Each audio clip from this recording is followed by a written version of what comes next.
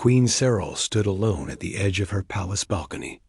The twin moons of Zerion shone high above the silver towers. Wind blew gently through her long royal robes, but she didn't feel the cold. Her hands clutched a small pendant of smooth crystal locket shaped like a star. Inside, a tiny picture of a baby girl. Her baby Dot, it had been 16 years. Every night on this date, she lit a blue flame on the balcony's brazier. Not for ceremony, not for the kingdom, but for hope. Hope that maybe somehow her daughter still lived, far away. Deep in the outer rim of the galaxy, a dusty old ship limped through space. Inside, a tall human man sat at the pilot's seat. His face was rough with scars, and his uniform was torn, but his eyes were focused, tired but sharp. This was Commander Rylan Voss, a former Terran military officer. A man who didn't care about politics or kingdoms, but he had someone with him now. And she had changed everything. In the back of the ship, a young girl sat quietly. Her skin had a slight golden tint. Her ears were a little pointed. Her eyes, bright violet, stared at the stars as if searching for something. She didn't speak much. She didn't smile. But every time she drew in her notebook, she made the same symbol. A tall woman with a crown, holding a child. Back on Zerion, Queen Serral walked into her private chamber. No guards followed. She removed her crown and placed it gently on a velvet cushion. Her advisor, Lord Talon, entered without knocking. His face was long and narrow, like a hawk. "Your Majesty," he said, bowing. "It's time to let her go." Serral turned, eyes sharp. "Let go?" she whispered. "You think 16 years of silence means she's gone?" Talon hesitated. "We've searched every sector. Every witness is dead. No leads, no clues. If you keep lighting that flame, people will start calling you mad." "Then let them," she said coldly. "A mother doesn't stop hoping." Talon bowed again and left, but outside the chamber, he whispered into a tiny hidden communicator. "She still believes. Increase surveillance. If anyone dares speak of the royal child, again silence them." Inside the old Terran ship, the girl suddenly stood. "Rylan?" she said softly, walking to the cockpit. Her voice was light, uncertain. He looked back. "You okay, Lyra?" She pointed at the star map. "There," she said. "That star. I've seen it before. In my dreams." Rylan's brows furrowed. "That was the Zerion system. You sure?" He asked. She nodded. "There's a garden with glowing trees. A woman with silver hair. She cries when she holds me." "Why do I remember that?" Rylan didn't answer, but inside, his heart beat faster. He remembered the symbol on the documents he found in that mining camp. The crest of Zerion. The same one Lyra drew every day. He knew now, without doubt, she was the lost daughter. Queen Serral walked through the palace garden later that night. She sat beside a fountain where she once rocked her baby. She remembered the day it all went. Dark. A peace meeting with alien diplomats. Then an explosion. A fire. Screams. Smoke. When she woke up, her child was gone. The council told her rebels had taken the girl, but no proof was ever found. The guards who had been assigned vanished. Days later, the official reports were sealed. And yet her heart whispered something else. She's alive. Back in space, Rylan activated his comm system. He knew the risk. "This is Commander Rylan Voss, requesting emergency audience with Queen Serral of Zerion. I carry a lost citizen code flagged by your royal archives." Silence. Then static. Then a voice replied. "Message received. Identity unconfirmed. You are ordered to hold position until verification." But Rylan already knew what would happen next. Zerion wouldn't welcome him. The council would panic. didn't want the truth, but he was coming anyway. Not for glory, not for revenge, but for one simple reason. Because no mother should live in pain when her child is still alive. Asterisk, the girl named. Lyra sat quietly on the cold floor of the small ship, knees hugged to her chest, her notebook open. She was drawing again, but not animals. Not stars, not ships. She drew a garden, the same garden. Over and over, tall glowing trees, silver leaves, bench near a fountain. And always, a woman with soft eyes and long white hair. Crying. Commander Rylan watched from the cockpit. They were now only 6 jumps away from Zerion. But something felt wrong. Every time they got closer, Lyra became quieter and stranger. She flinched at mirrors. She stared too long at lights. Sometimes she woke screaming words in a language Rylan didn't understand. Zerioni? He ran a DNA scan again. Results: 95.3% match. Zerion royal bloodline. But what about the rest? 4.7%. Unknown? Human? Or something else? Later that night, Rylan entered the back of the ship. Lyra sat with her hands over her ears. A low hum echoed around them, coming from her. "Lyra?" he said gently. Her eyes snapped open, glowing violet. Just for a second. Then they dimmed. "I saw her again," she whispered. "She called my name, but I couldn't speak." Rylan knelt beside her. "Do you remember anything else?" She shook her head. "Only one thing. A word I never understood." She leaned in and whispered, "Sirleth." Rylan froze. That was Queen Seryl's full name in ancient Zerioni. How could Lyra know that? Meanwhile, on Zerion, the Royal Council sat in a sealed room. 7 alien figures, old, cold, calculating. One of them spoke. "The human is coming," another replied. "He carries the hybrid. We warned this would happen." A third hissed, "If she reaches the queen, the truth will be known." Silence. Then the leader gave the order. "Send the blade sworn. Kill the human. Retrieve the girl. And if necessary, end her too." Back on the ship, Rylan made a tough choice. He reached into a locked box and took out a small silver implant. Lyra watched, confused. "This'll help unlock more memories," he said softly. "But it will hurt a little." She didn't flinch. He placed the implant gently behind her left ear. She cried out, then went silent. Her eyes rolled back, and suddenly images flooded her mind. She saw herself, smaller, a baby in warm arms. A gentle hum, the woman with silver hair holding her tight, singing, then screams. A flash, fire, being torn away. Rough hands, a cold box. A long journey, machines poking her. Being told not to speak her name, not to remember. Then darkness, then chains. Lyra screamed. Raylan held her, shaking. "Breathe, you're safe." She looked up. Tears in her eyes, but now clear awareness too. "She's real," Lyra whispered. "She's not a dream. I remember her voice, her touch." Then her voice broke. "She called me her star."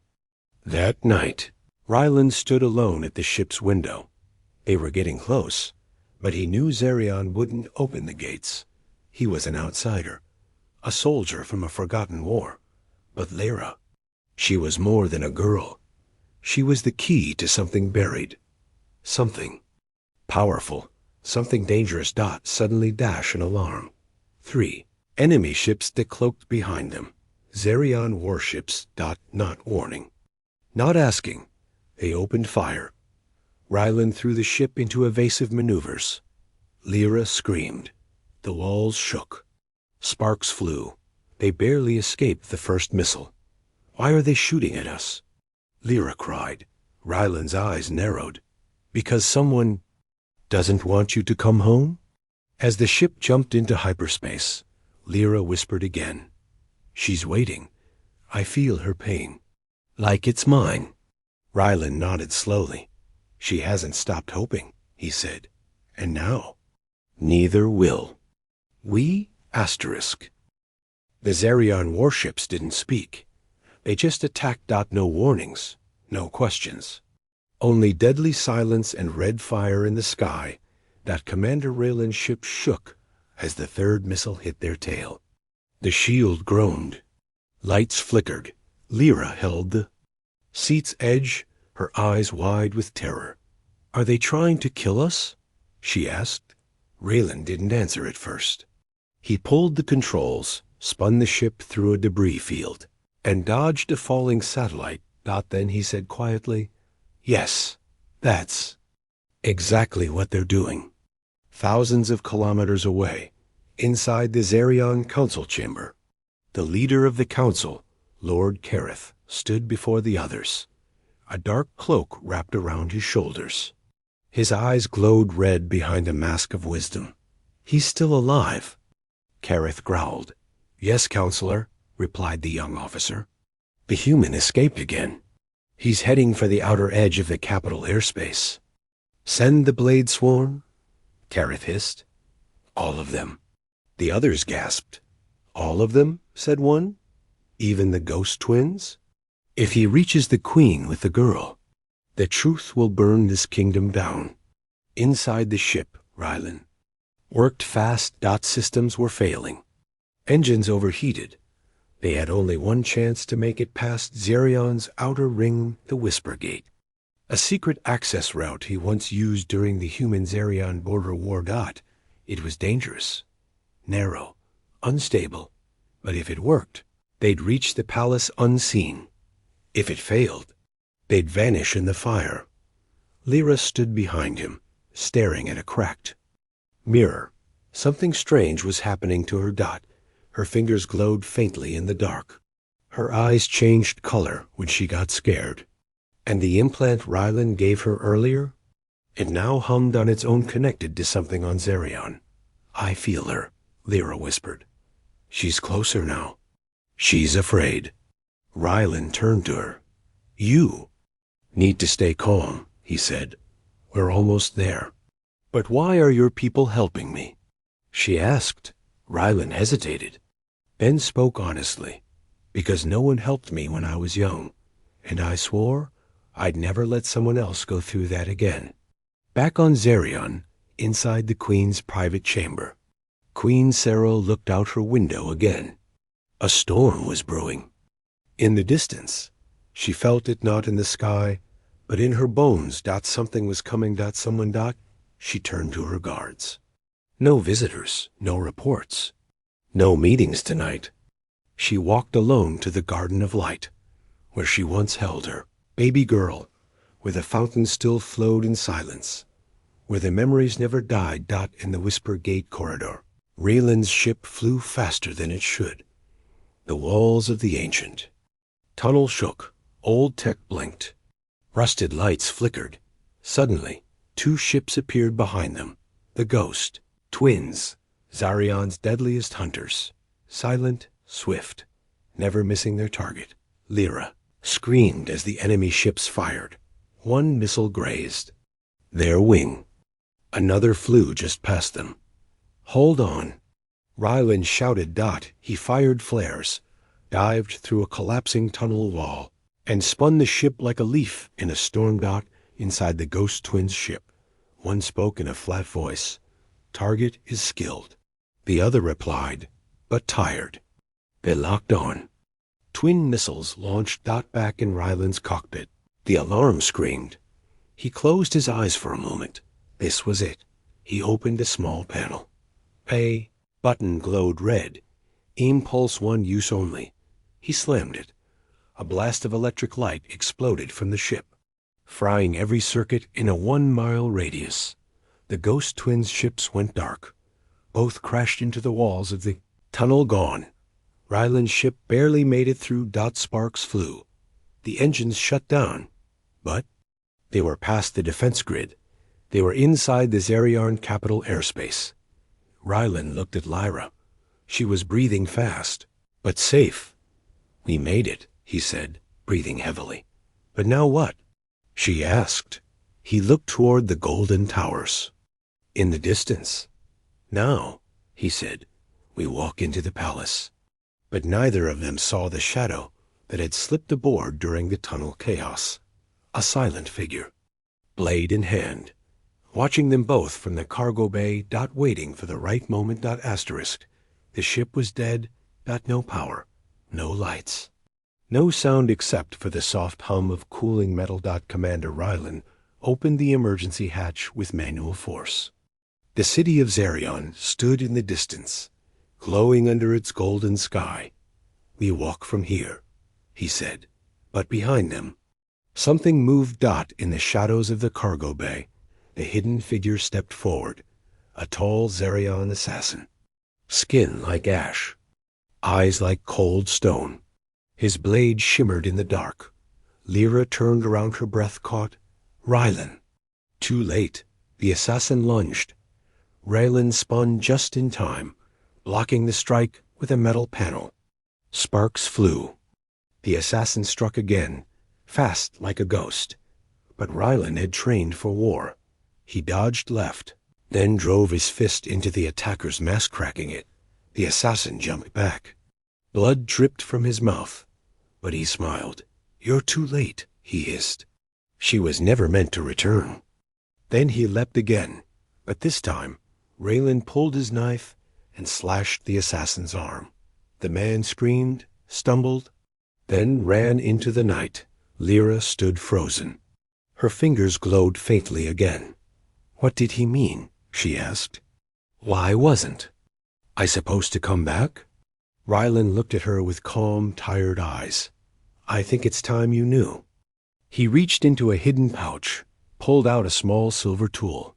"I didn't want to do this, but we need answers. There's something in you, Lara. A memory chip." She blinked. Chip?" He nodded.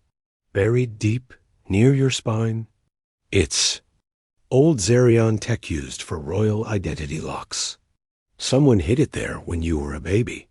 He gently touched the back of her neck. Lyra flinched. The skin there glowed slightly. "This may hurt," he whispered. The tool buzzed. A small light blinked. Then a sharp click. Lyra gasped and fell to her knees. Thin metal chip popped out of her neck, coated in blood and light. Rylan caught it, slid it into a reader. A hologram blinked on. A soft voice spoke. It was the Queen's. "If you are seeing this, it means my daughter is alive. She was taken from me by traitors within the council. They said she died, but I never believed. To whoever finds her, protect her. Bring her home. My name is Cyril, and this is my daughter, Lyra Seralta." Lyra trembled. "She said my name," she whispered. "My real name." The hologram continued. "The council fears her. She carries not just royal blood, but a mutation. A gift, a power never seen before in our line. That is why they wanted her gone. Her presence will change everything." Rylan stared at the message, then at Lyra. "You're not just a lost princess," he said. "You're something more." Lyra looked at her hands. Her fingers glowed. "Again, I feel something inside me, like a song I forgot, like a fire that wants to grow." Raylan smiled sadly. "Then we better keep you alive until the Queen can see it too." But they didn't have much time. Outside the Zerion defense, patrols were already closing in, lights in the sky, flyers scanning the city. Lyra looked up. "They're still hunting us." Rylan nodded. "Let them." He opened the hatch fully. For the first time, Lyra stepped onto Zarion's soil, the planet of her birth, the world that forgot her. But now would remember. Far away in the palace, Queen Cyril stood in her garden, frozen in place.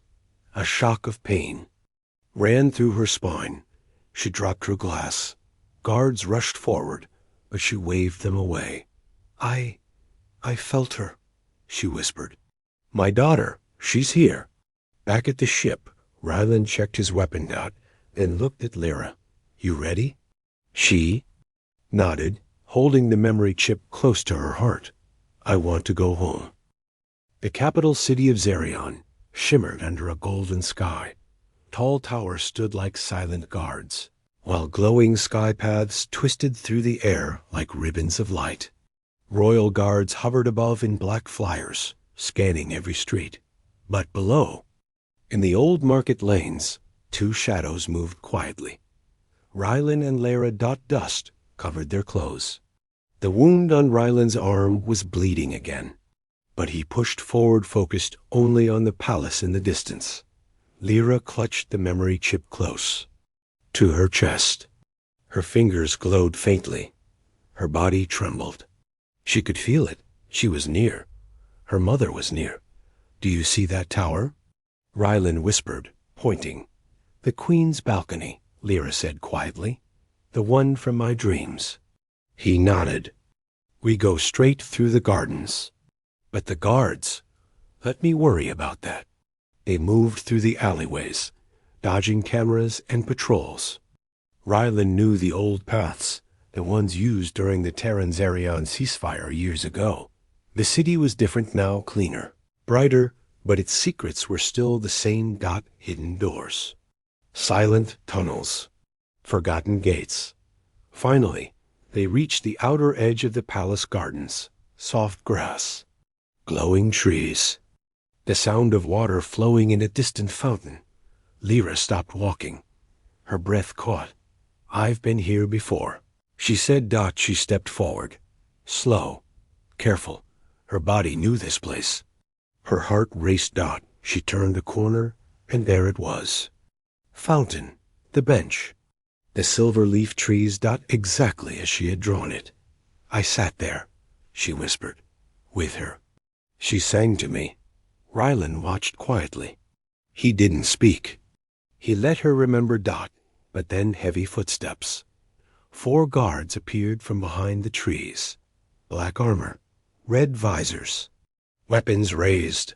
Halt, one shouted. Hands up. Rylan pulled Lyra behind him.